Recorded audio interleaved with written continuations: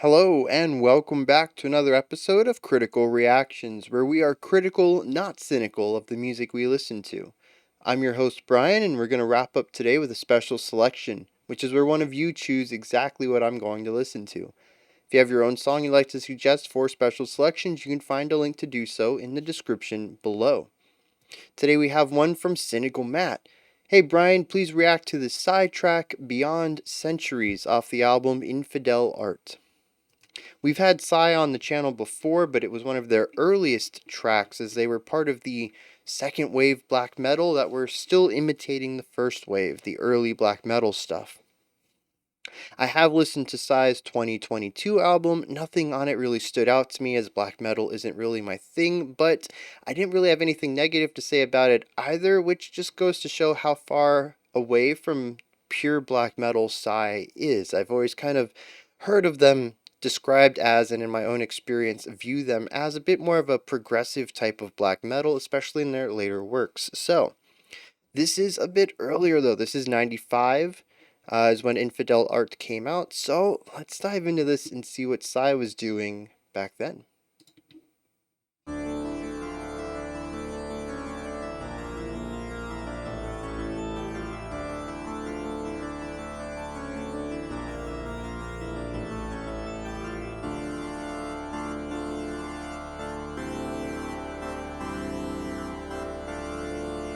Interesting. We have an organ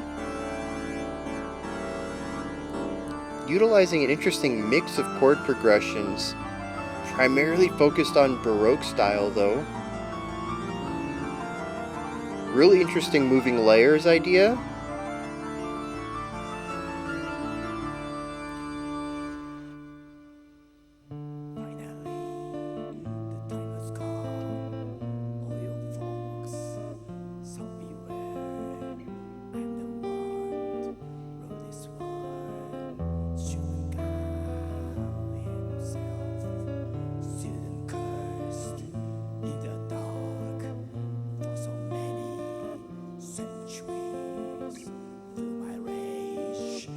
My pain, I shall rise again. Really nice use of dynamics so far as well, volume dynamics specifically.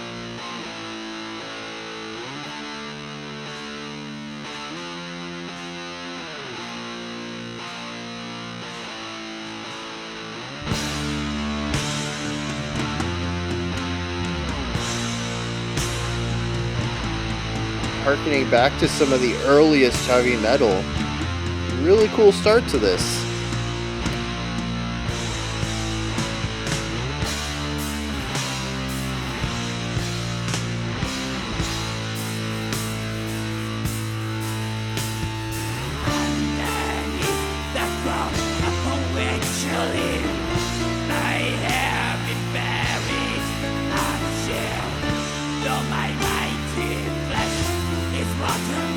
The timing is very loose, but I like the piano inclusion.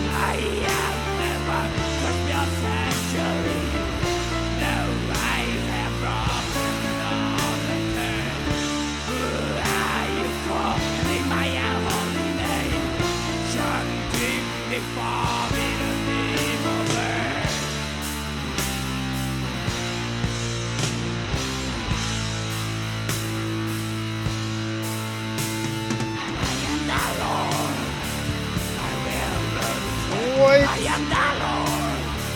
Like I used to do. I am the Lord. This is working way more than it has any right to.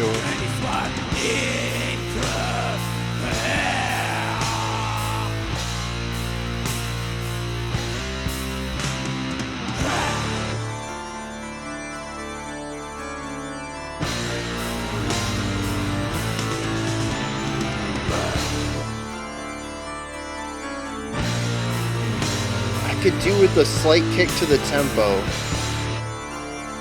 Boy, I'm really digging the atmosphere they're crafting here.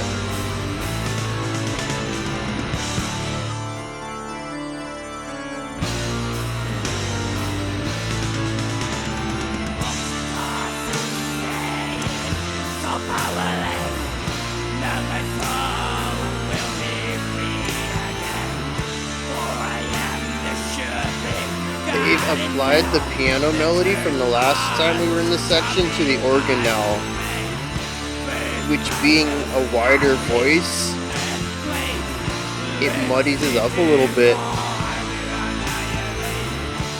But I'm enjoying the contrast.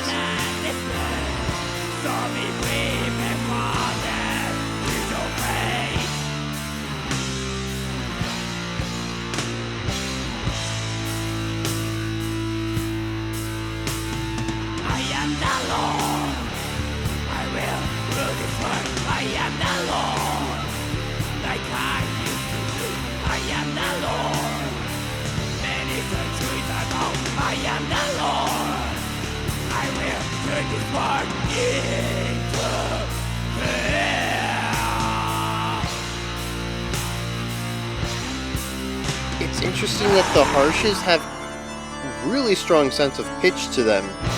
In fact, vocalizing with the guitar melody behind him in the chorus.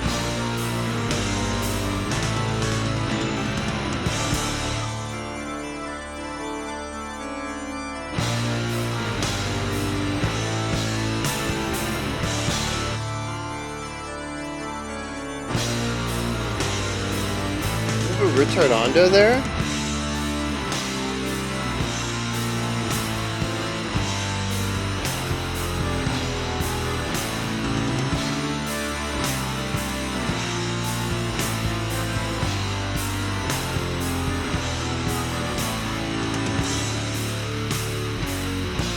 Full 8 bars of descent at this tempo.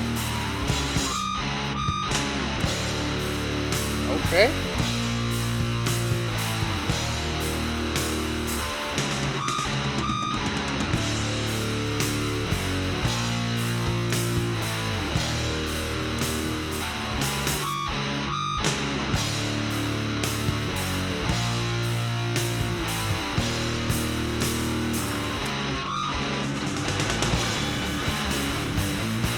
Yeah, that's the kick I needed.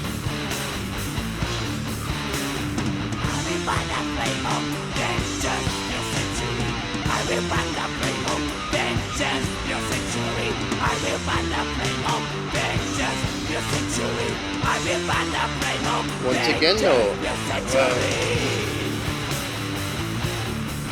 sharing rhythm between the vocals and the guitars. This is something we're seeing often. I think the verse is the only place that doesn't do that.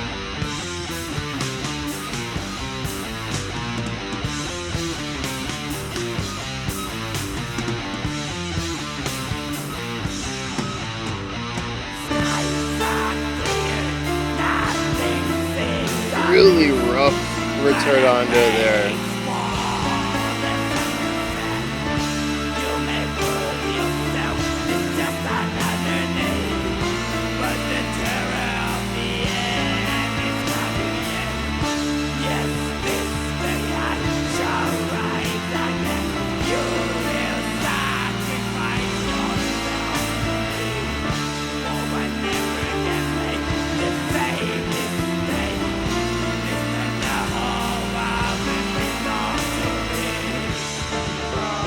Ooh, what?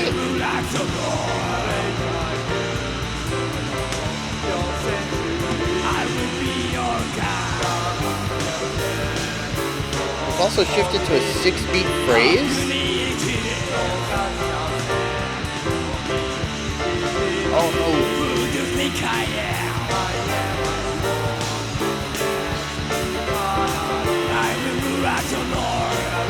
We had a triplet feel in there a little. Definitely in 4/4 though.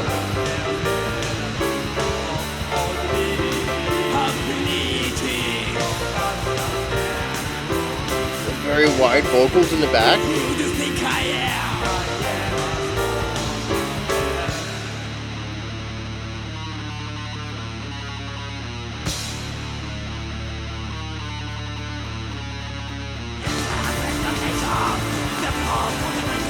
Finally, we get to the black metal.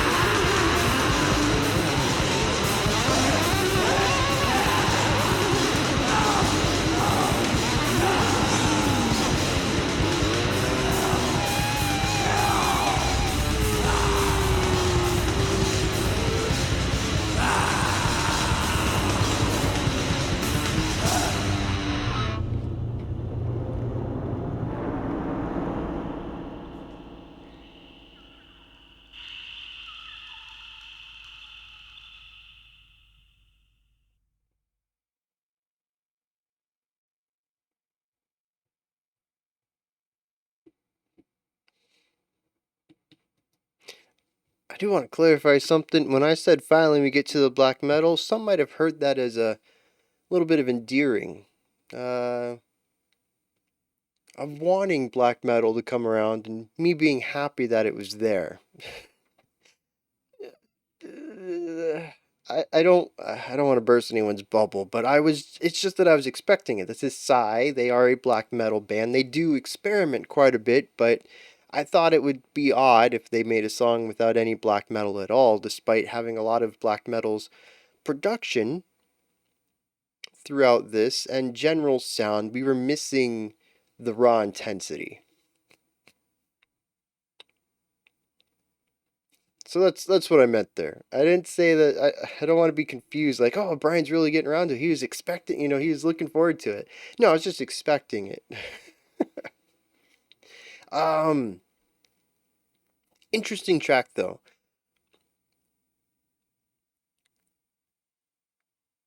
I wonder.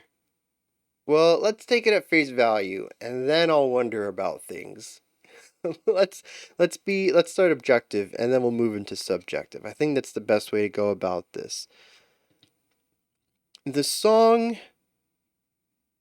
gradually moves in momentum and intensity. We start the track out at a pretty low tempo. We are in this, well, I say pretty low like we're in Doom or something, or Funeral, but it's just a bit on the slower side. Like I had mentioned, I could use with a small kick to the tempo, but it really wasn't dragging. We'll get into why it felt like it was dragging, but we were still probably not that low. Probably under 100, but not too far. Probably looking about a high 70, low 80. It's a bit on the slower side though, and we go through this for the verse and the chorus. There's a little bit more energy in the chorus thanks to the heavy metal style of energy that comes from the additional piano line and no, the piano line was in the verse. From the layering of the guitar and the vocals, it provides a little bit of um, momentum to the track, but I don't think the tempo changes at all. We do get a big tempo shift in our bridge, I want to call it. It is after our verse, chorus, and we ramp up the tempo quite a bit. We exist in this part for a while, and we do a very rough retardando back down into another verse. I think it's another verse. And then we get into our outro, which is just chaos, and then it introduces the black metal section, and we have pure intensity and push forward. So our track looks like this, and then like this, and then like this, and then like this, like way up there, way off the charts compared to everything we've had so far. This is something I'm going to be looking forward to in the lyrics is bits of rest and drive.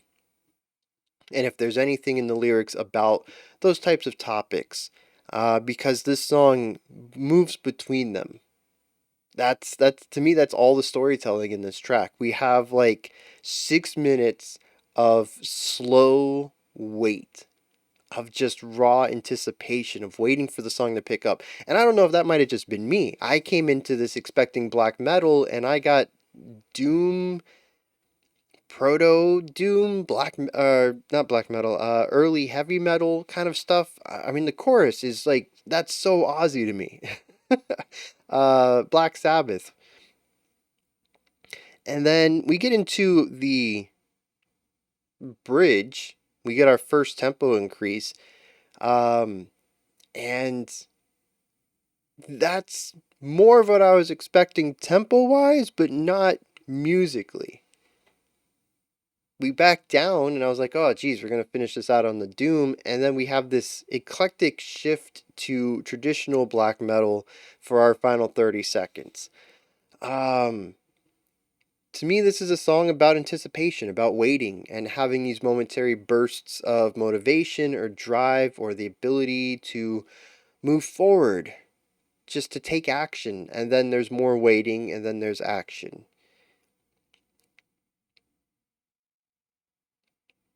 And like I said, I'm curious if the lyrics have anything to do with this, because that's the only thing I could pull out of this. As usual with just the black metal aesthetic, I have a tough time emotionally connecting with it. However, this was a little different. I still didn't connect with it emotionally, but I heard notes, which is a vast improvement from most black metal that I listen to. In fact, that's going to be our next topic here. Um, is sounds, notes. Our song begins with a really nice progression of chords on a I can't remember what instrument it was. We might have started with the piano. We might have started with a guitar. Anyways, a really nice string of mostly leaning towards Baroque style chord progression and eventually getting a nice melody on top of that, and then counterpoint within the same Baroque style of music. It is interesting, cool. I'm slowly starting to hear more of this in black metal, or at least in more experimental black metal, stuff that pushes more towards melodic components, is that Baroque is kind of a big part of the black metal aesthetic, and which kind of makes sense. Black metal started out as the Satan style of music. A lot of early black metal bands were associated with or had imagery of or sang about Satanism. And so it makes sense to me that one of the deviations from this early first wave black metal would be to incorporate or to move away from what I think was probably power chords and stuff related to that metal style of chord progressions into eeriness, into scary stuff. And what do we associate with eerie and scary stuff is Baroque music. I'm still kind of confused how all that came about because Baroque music used to be church music. A lot of it was written for churches. But now it's so closely tied to spookiness and Halloween, and you really can't go to a Halloween store and buy generic spooky stories for your homemade haunted house and not end up with half of it being Baroque music at this point. Um, so it really makes sense that that's the style of chordal stuff that ended up getting incorporated into a lot of the more progressive black metal. But it's really neat to hear it. It's odd also to think that that's Baroque's legacy is to be utilized a ton in black metal. But yeah, so we start off with that, and we continue on with some of these ideas into our sort of our doomier verse. Now, the verse doesn't really change much of what we were listening to yet as far as tempo or atmosphere, but what it does do that I think is interesting is aside from just giving the guitars a slow chug to work with, they just kind of play the chords at a predefined interval. I think it was like one chord a bar. Um, we have the vocals over top that with just this gnarly compression over top pitched singing. Almost like if you just speak normally and then like try to include a rasp around it. I don't know if that makes any sense. I think I could do this when I was younger, like much younger, when my vocal cords were more flexible. I don't know if I should even attempt it now. I'll probably throw out my voice. So yeah, not worthwhile. But it doesn't really match what's going on, but what's even more interesting is that it's technically counterpoint to a piano line that certainly timbre wise does not match. It is such a bright, clear piano against this gnarly vocal style. And those are our two leads against the foundational chord progression. It's kind of bonkers when you lay it out and describe it like that. But it's neat. I'm not going to say that I need more of this, but I'm glad that I've heard it. This is one thing that I like about the limited amount of Sigh that I've heard other than the early stuff is just how experimental they are. They don't really seem to care if something's going to be good. They just try things. And I think that's one of the things that draws me to them. I don't like black metal, but I like what black metal can do. I have used tremolo picking and heavy distortion in songs that I've written after having heard black metal because it is an interesting idea. I'm not a huge fan of songs being built off of it. I'm not a big fan of it being the primary and only style and sound of a track or even an album, but I think it has its place as in a composer's toolkit. And to hear them basically say we started as black metal, it's our bread and butter, it's what we do best, but we want to utilize it as a tool rather than the foundation of our songs interests me. It's something that, at least for me, when Sigh comes up, I'm like, oh, this is going to be neat. It's a black metal band I look forward to. I can't say that there's any songs that I want to go and listen to again yet by them, but I'm always interested to see what they're going to do next. And that's exactly what's happening here. This combination of things, if you had described it to me, I'd be like, it's a train wreck. And now that I've heard it, it's still a wreck of sorts. I'm not going to say that the execution was flawless or that, completely won me over, but I really appreciate the risk taking of just doing this. And it kind of leans into the chorus where we have our vocal and guitar line lining up and doing the exact same rhythm and even pitch. I can hear the vocals shifting their pitch with the guitar. And interestingly, the guitar just has such a heavy metal guitar lick going on. It sounds so weird with the massive compression and distortion and just everything else going on around, and then the vocals too. But it also kind of works. It's charming in a very Sigh kind of way. Again, execution's a little flawed, but it works in a manner. And it's that sort of experimentation again that just keeps me coming back to them. Interestingly, the next verse doesn't change at all. Oh no, the next verse does change because we replace the piano line with the organ. This didn't work as well. The organ was a bit too wide of an instrument and it kind of bled out into the sound sphere and just muddied everything up.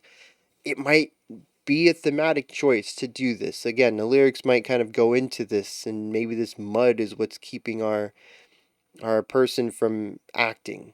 It's what's causing the inaction, the slowness of the music that I felt. But it's a rough section for me. Before we get into the next couple of moments, which is the faster bridge and our black metal outro, I gotta talk about this other elephant in the room as far as roughness, timing.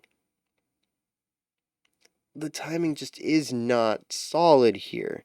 And I get the feeling it's intentional. 95, I mean, as we've talked about before, uh, era comes into play. Do we have in-ear monitors for click tracks? I don't know, but we definitely have metronomes. How easy is it to have a metronome in the room and it not get picked up by microphones and amps and anything else? I don't know, but I get the feeling that there was a way to record this with something keeping time. If nothing else, have a conductor come in. I'm sure that's like the weirdest advice I've ever given to a metal band. In your recording session, when you go to the studio, make sure you bring a conductor to come by to count you in and to keep everything in time, especially nowadays with in-ear monitors and click tracks. But there would be a way to tighten this up if they wanted to, which is why I think that they didn't. Compounding onto this is just the lack of attacks mixed with the slow tempo make it really difficult to keep everyone in the exact time. This is something we talked about during Gotta Go Slow Week. The slower you go and the more people you have at slower tempos, it's more difficult to keep everybody perfectly in time. And if you care about it, you really need somebody to conduct, whether it's somebody with an instrument, playing the guitar, and they just They use their body to show the downbeat of when everybody needs to hit, or having a conductor come in, an external person, not one of the musicians, to keep everyone in time. Or a click track, metronome. But it's such a tough thing to keep people in time at these slow tempos, and just compound that with the fact I don't think they wanted to keep in time anyways, and you get some moments that are ridiculously muddy, where the beat simultaneously exists half a beat early and an entire beat late in some cases. Some of these notes are just so far separated from everyone else's attacks.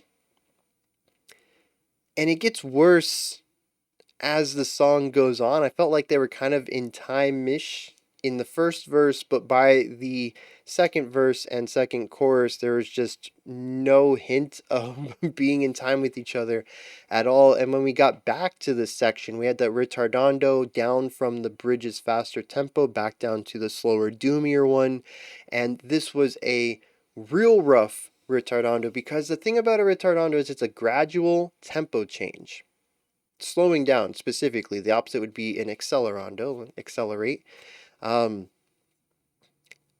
so everybody needs to come down at the same rate, and they need to land on the same tempo at the same time, and they also need to come in on that downbeat at the same time. And now you don't just have a single tempo you're trying to hit, you have a gradually shifting tempo that you're trying to hit.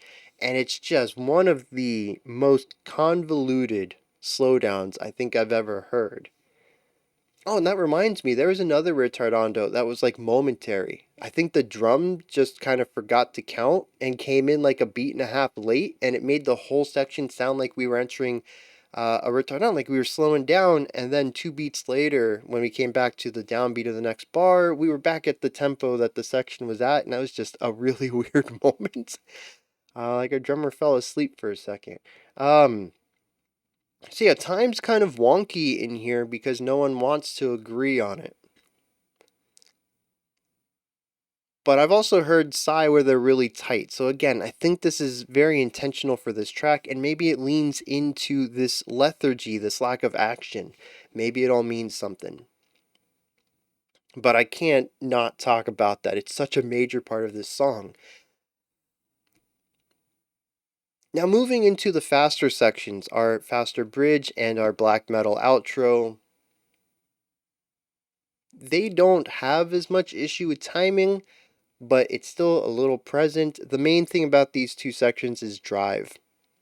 The bridge, interestingly, feels like the right tempo to me. It was the kick that I wanted. It retained some of the heavy metal feeling that we had from our chorus, with a bit of the tempo that I would expect from some 90s metal, or even something a little thrashier, just without the quicker picking. So, like thrash with eighth notes. There's probably a genre for that. I don't know. Um, there were a couple moments that actually, for like a beat or 2 beats, I was like, oh, it's kind of Megadethy. Um, so, yeah, just some really solid riffage here, though. And to me, this is a bit of what I felt was the turn to form of actually taking action. What's interesting is we have our vocal work and some guitar lines, some really nice riffs, nice drumming going on. We don't sit in here very long before we have that retardando back down. It almost feels like a fake out. And it isn't until we hit our black metal section in the last 30 or 40 seconds of the track where we begin to see the song at full power, kind of way of thinking about it. Where the tempo kicks up to where it's supposed to be. We thought we were fast before, but it wasn't even the song's final form. And now, our tempo's kicked up. Everybody's playing fast. It's not even just about the tempo being fast. We're moved up to 16th notes. This is nothing like we've played at all in this track. We have blast beats, alternating snare and bass on eighth notes.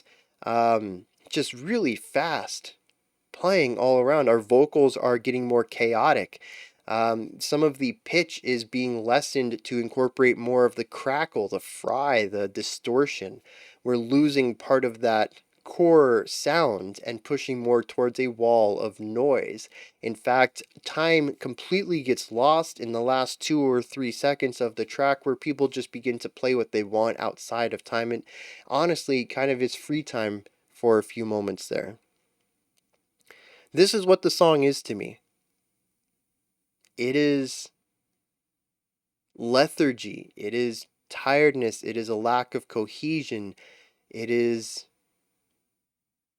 anticipation, a false start, a return to where we were, and a moment to become what the song wanted to be all along, to take all that potential energy and convert it into kinetic and drive the song through to the end until it breaks the very conventions of music itself, breaks past speed and time, and just becomes noise.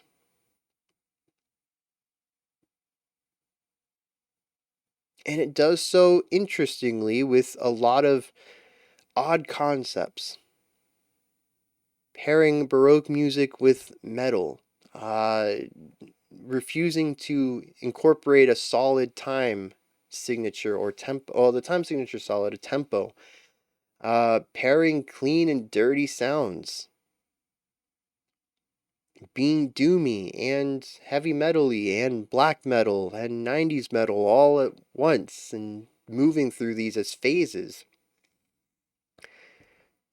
But despite all the odd choices that if you'd written on paper, I'd say this song's a mess, don't even try it, it kind of works. And I got a story out of it, which I think is the most important part. It's not so much how you tell the story, but about the story that you tell. No, that's terrible. It is about how it's told. How it's told is how the emotions get conveyed. Yeah, I think I had that backwards. Anyways, how they go about doing this song is very important. You can definitely tell a song about lethargy and energy in a lot of styles. None of them would be like this. Sigh really went outside the bounds and did something that is just very Sigh. There are very few bands that I would listen to this and say, yeah, I could see somebody else attempting this. Not even like, some songs you listen to and I'm like, oh, this is that band. If this was a B-side, I wouldn't even, uh, you know, try to tear that argument down. I just accept it because it sounds so much like it. But there's nothing in this song that makes me think of another band. I can't even say it makes me think of Sigh, which just is very Sigh to me. Let's hit some lyrics. Underneath the ground upon which you live, I have been buried and sealed. Though my mighty flesh is rotten, my immortal soul will soon be revealed. I am the one cursed beyond centuries, now I have broken the curse. Who are you calling my unholy name, changing the forbidden, the evil verse?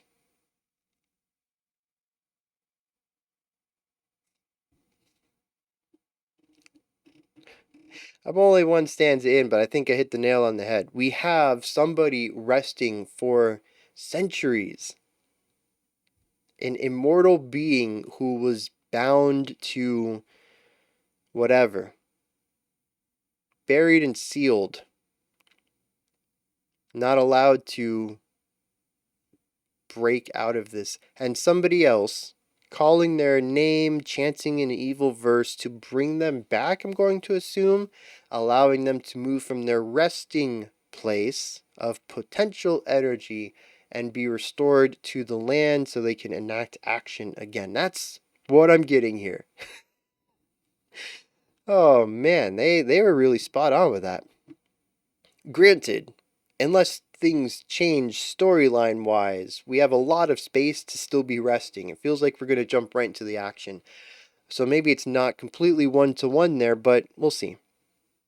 I am the Lord, I will rule this world. I am the Lord like I used to. I am the Lord many centuries ago. I am the Lord, I will turn this world into hell. Fantastic. Definitely an evil verse that would awaken this. Why don't benevolent, happy spirits ever get bound to things and people try to release them and they can bring happiness into the world again? That'd be great, right? Why is it always an evil demon that needs to be brought back? Oh man. So this is something I probably pronounced poorly. Hoku Toshichisei is powerless. Now my soul will be free again, for I am the supreme God himself.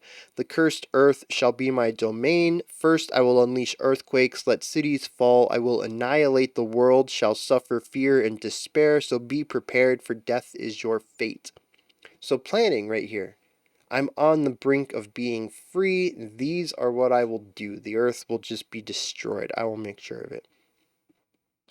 The skies are clear, nothing seems amiss, but I wait for the sun to set. You may fool yourself, this is just another day, but the terror of the end is coming yet.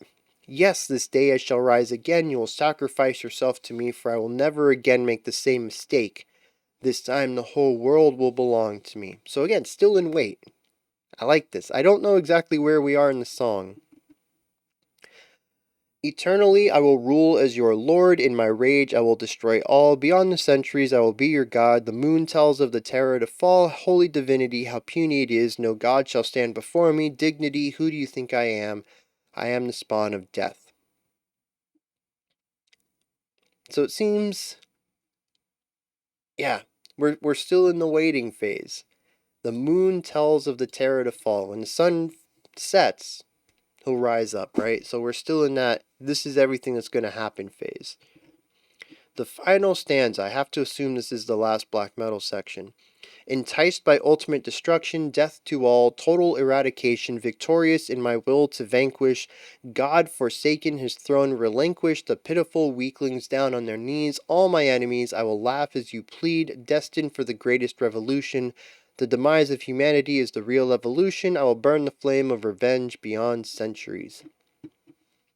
Granted, there's still a bit of